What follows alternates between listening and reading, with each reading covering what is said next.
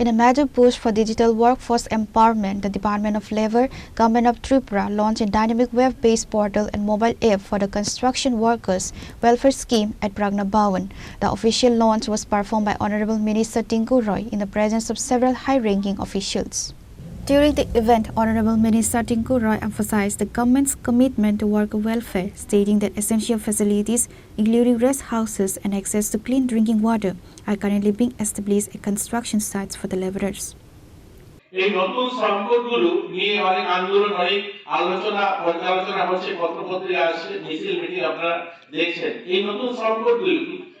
সংকটগুলো এসে আমাদের দেশে যে সংকট ছিল সেই সংকটগুলো ব্রিটিশ আমলে তৈরি হয়েছে আর নতুবা আমাদের স্বাধীনতার পরবর্তী সময়ে শুরুতে সেই সংকটগুলো তৈরি হয়েছে তো তখনকার পরিস্থিতি তখনকার আমাদের সামাজিক অবস্থান আর্থিক অবস্থান আজকের অবস্থানের পরিবর্তন হয়েছে তখনকার উৎপাদন ক্ষমতা আমাদের দেশে আজকের উৎপাদন ক্ষমতা অনেক পরিবর্তন হয়েছে জনসংখ্যার পরিবর্তন হয়েছে এর জন্য বর্তমান সময় মনে হয়েছে এই পুরনো শ্রমকোটগুলো বদলে নতুন করে চারটা শ্রমকোট এসেছে আগে কি ছিল অনেকগুলো ছড়িয়ে ছিটিয়ে শ্রম কানুন ছিল সবগুলোকে কম্পাইল করে যেগুলো প্রয়োজন নয় বর্তমান সময় সবগুলোকে ডিলিট করে নতুন করে চারটা শ্রমকোট এসেছে এবং এই নতুন শ্রমকোটগুলো 21 নভেম্বর 2025 থেকে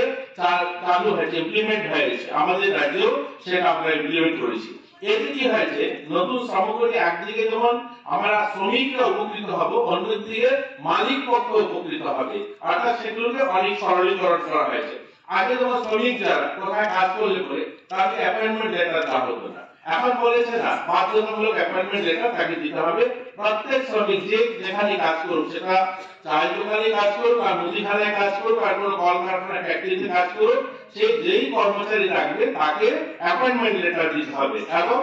এই যে ওয়েজেস যেটা তাদের মজুরি যেটা এটা একটা নির্দিষ্ট ন্যাশনাল ফ্লোর ওয়েজেস করা হয়েছে অর্থাৎ সারা দেশে সমান মজুরি একটা পরিকাঠামো তৈরি করা হবে এবং নারীদের ক্ষেত্রে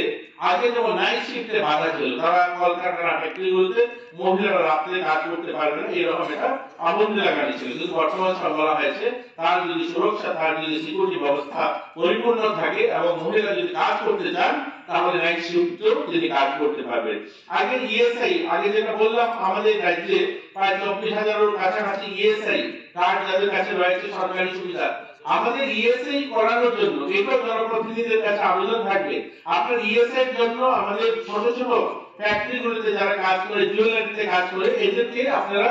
বাধ্য করুন তাদেরকে বলুন যে আপনারা ইএসআই কার্ড করুন আমাদের যারা কর্মী যারা আছে যারা কর্মচারী আছে তারাও করতে চান না মালিক পক্ষ দিতে চান না কিন্তু এই ইএসআই কার্ড যদি হয় আমাদের যে ডিসপেন্সারি গুলো আছে সেখানে তো চিকিৎসা পরিষেবা দিতে পারবে